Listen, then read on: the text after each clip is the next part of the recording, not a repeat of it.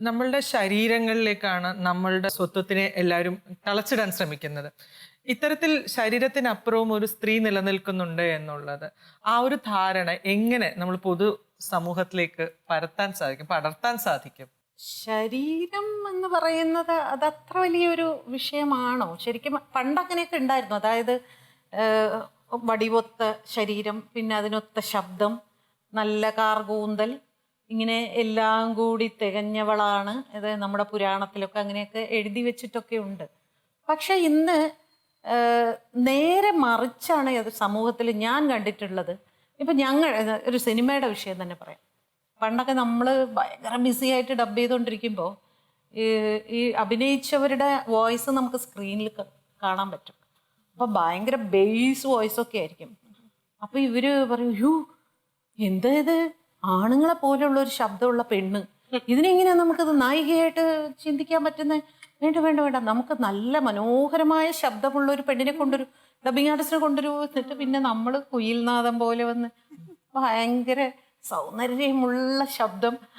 അപ്പൊ ഞാൻ വിചാരിക്കും, ഇത് എന്ത് ശബ്ദത്തിലും സൗന്ദര്യത്തിന്റെ ആവശ്യമുണ്ടോ എന്ന്. അതൊക്കെ പക്ഷെ ഇപ്പൊ മാറി തുടങ്ങി. ആ ഒരു രീതിയൊക്കെ സത്യം പറഞ്ഞ സിനിമയിൽ എന്തായാലും മാറിയിട്ടുണ്ട്. സമൂഹത്തിൽ മാറിയിട്ടുണ്ടോ ഇല്ലയോ, സിനിമയിൽ ആ കോൺസെപ്റ്റ് ഒക്കെ മാറി അല്ലേ? ശരിക്കും ഇപ്പൊ പണ്ടൊക്കെ ഉർവശി അഭിനയിച്ചുകൊണ്ടിരുന്ന സമയത്ത് ഉർവശിയുടെ ശബ്ദം നന്നല്ല എന്ന് പറഞ്ഞാൽ ഇവിടെ സിനിമാക്കാർ തന്നെയാണ് അവരെ മാറ്റി നിർത്തിയത്. പക്ഷെ ഇപ്പൊ നമ്മൾ ഉർവശിയുടെ ശബ്ദം നമ്മൾ ആക്സെപ്റ്റ് ചെയ്തു തുടങ്ങി.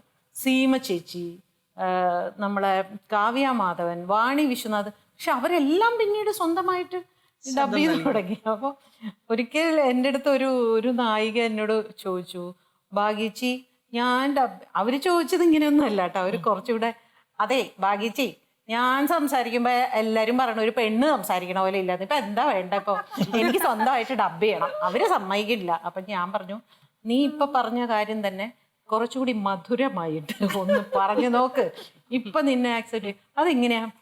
എനിക്ക് ഡബ് ചെയ്യണമെന്ന് ഭയങ്കര ആഗ്രഹമുണ്ട്, എന്നെ എന്തോ അവര് സമ്മതിക്കുന്നില്ല ഭാഗ്യച്ചി, എന്താ അതിനൊരു വഴി എന്ന് പറഞ്ഞു നോക്ക്.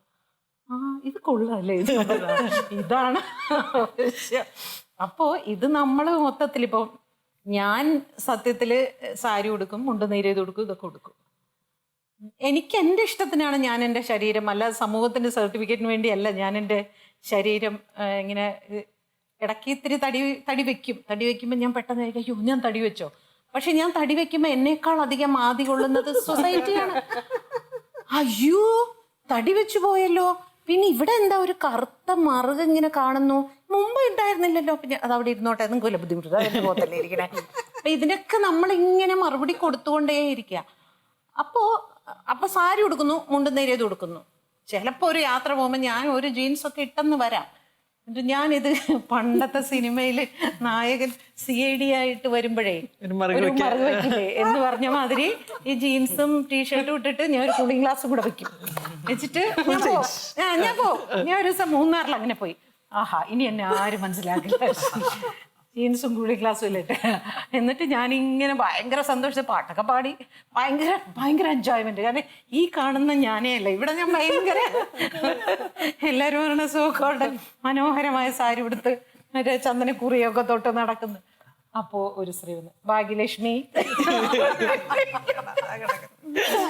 അപ്പൊ ഞാൻ കണ്ടുപിടിച്ചില്ലേ എന്ന് പറഞ്ഞ മാതിരി അങ്ങനെയൊക്കെ നമ്മൾ അത്തരം കോൺഷ്യസ് ഒന്നും ആവണ്ട എന്ന് എനിക്ക് ഇതൊക്കെ ഒരു ഫണ്ണായിട്ട് എടുക്കുന്നതാണ് കുറേയൊക്കെ നല്ലത്.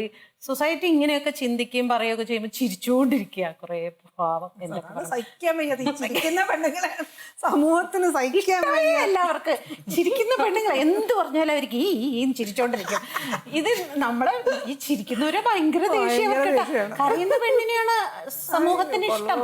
എന്ത് പറഞ്ഞാലും കഷ്ടമുണ്ട്, കണ്ടില്ല അതിന്റെ മുഖം പാടി. അതേസമയം നമ്മൾ എന്താ ചോദിച്ചാൽ പറയും അല്ലേ, ഒന്ന് പറഞ്ഞു നോക്കൂ, നമ്മുടെ ഇമേജ് മാറി സൊസൈറ്റിയിൽ. സോ അതിൽ കാര്യമൊന്നുമില്ല. ഇപ്പം എൻ്റെ വീട്ടിൽ നിൽക്കുന്ന അവരൊരിക്കലും എൻ്റെ അടുത്ത് പറഞ്ഞു, നല്ല പെൺകുട്ടിയാണ് മാഡം, നല്ല അടക്കം ഒതുക്കമുള്ള ആ കുട്ടി ആ വീട്ടിലുണ്ടെന്ന് അറിയേയില്ല, സംസാരിക്കേയില്ല, നല്ല പെണ്ണ്, പക്ഷേ സ്ലീവ്ലെസ് ഇടും, വൃത്തികെട്ട പെണ്ണ്. ഭയങ്കര ഡിസ്ക്വാളിഫിക്കേഷൻ ആണ് സ്ലീവ്ലെസ്. സ്ലീവ്ലെസ് എന്നല്ല പറയും, ഇപ്പൊ കക്ഷംലെസ് എന്നാണ് പറയുന്നത്. അപ്പൊ ഞാൻ ബുദ്ധിയല്ലേ കുറവ്. മറ്റൊരാൾ എങ്ങനെ ആയിരിക്കണം എന്ന് നമ്മൾ ഇവിടെ ഇരുന്ന് അങ്ങ് നിർവചിക്കുക. നിങ്ങൾ ഇങ്ങനെയാണ്, നിങ്ങൾ ഇങ്ങനെ വസ്ത്രം കൊടുക്കണം, നിങ്ങൾ ഇങ്ങനെ സംസാരിക്കണം, നിങ്ങൾ ഇങ്ങനെ സഞ്ചരിക്കണം, നിങ്ങൾ ഇങ്ങനെ ചിരിക്കണം, ഇങ്ങനെ കരയണം. ഇത് എന്തൊരു കഷ്ടമാണിത്. ഇപ്പൊ കുറേയൊക്കെ മാറിയിട്ടുണ്ട് കേട്ടോ. അപ്പൊ അത് കുറച്ച് റിബലാവുക എന്ന് പറയുന്നവരെ ഫെമിനിച്ചി എന്നുള്ള വാക്ക് ഉപയോഗിച്ച് ഭയങ്കരമായിട്ട് അങ്ങോട്ട് എന്തെങ്കിലും സംസാരിക്കുന്നവരെ ട്രോൾ ചെയ്ത് അങ്ങോട്ട് കൊല്ലുകയാണ്. ഈ ട്രോളും നമുക്ക് തമാശയായിട്ട് എടുത്താൽ ട്രോള് നമ്മൾ ഞാൻ പറഞ്ഞില്ലേ, പാർവതിയുടെ കേസിൽ ഞാനായിരുന്നെങ്കിൽ ഒരാൾക്ക് ശമ്പളം കൊടുക്കുക, അവിടെ ശമ്പളം കൊടുക്കാന്നല്ലേ പറഞ്ഞേ, മറ്റേ ആ വൃത്തിയോടെ എഴുതിയവന് ശമ്പളം. ഞാനാണെങ്കിൽ ഒരുത്തന് ശമ്പളം കൊടുത്ത് എന്റെ പ്രൊഫൈലിൽ വരുന്ന ഇവന്മാരെ എല്ലാം നിഷ്കരുണം ഡിലീറ്റ് ഓരോ മിനിറ്റ് അത് കാശ് കൊടുത്തല്ലേ, കാരണം നമ്മൾ ശമ്പളം കൊടുക്കാൻ എല്ലാവർക്കും പറ്റുമല്ലോ. മമ്മൂട്ടി നേരിട്ട് വല്ലതും പറയട്ടെ, മമ്മൂട്ടിയോട് സംസാരിക്കാം, കാരണം മമ്മൂട്ടിയോടായിരുന്നല്ലോ ആ comment address. Let him talk. അപ്പൊ ഞാൻ മമ്മൂട്ടിയോടാണ് ഞാൻ ചോദ്യം ചോദിച്ചത്, അദ്ദേഹം വല്ലതും മമ്മൂട്ടിക്ക് വേണ്ടി വല്ലവരും സംസാരിക്കുന്ന നിഷ്കരുണം വെട്ടിക്കളയാം. നമുക്ക് ഓൺലൈനിൽ രൂപപ്പെട്ടു വരുന്ന ഒരു തരം എന്താ പറയാ അനോണിമിറ്റി ചിലർക്ക് നൽകുന്ന ധൈര്യം ഭീകരമാണ്. ഇപ്പൊ എപ്പോഴോ ഒരിക്കൽ ഒരു ഇന്റർവ്യൂവിൽ ഞാൻ പറഞ്ഞു, ഞാൻ ഒറ്റയ്ക്ക് ജീവിക്കുന്ന ഒരു സ്ത്രീ ആയിട്ടും എനിക്ക് ഒരിക്കലും ഒരു അനോണിമസ് കോൾ അല്ലെങ്കിൽ ഒരു അനോണിമസ് ലെറ്റർ എനിക്ക് വന്നിട്ടില്ല. അത് ഒരു പരിധി വരെ ഈ സ്ത്രീ നാക്കും വെച്ച് വെറുതെ ഇരിക്കത്തില്ല എന്നുള്ള ഒരു ഭയം കൊണ്ടായിരിക്കാം. അപ്പൊ ഈ ഭയം ഉണ്ടാക്കിയാൽ മതി. അതിന് അവസാനം ട്രോൾ വന്ന് എന്താ അറിയോ, ഇവർക്ക് അനോണിമസ് കോൾ വരാത്തതിന്റെ സങ്കടം തോന്നുന്നു,